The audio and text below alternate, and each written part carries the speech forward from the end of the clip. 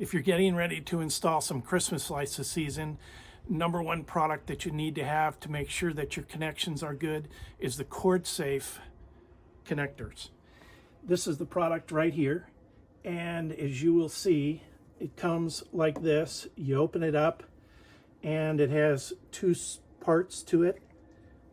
The two sides just fold over, close, and snap closed.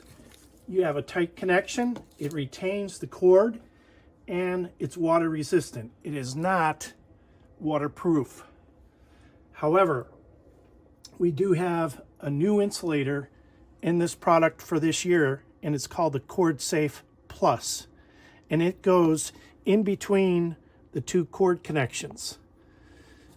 This happens to be a 14 gauge cord.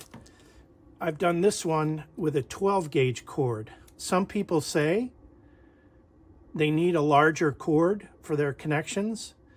The Cordsafe actually accepts a 12 gauge cord, but you have to remove the plugs on the end of the Cordsafe to allow the larger cord to fit in.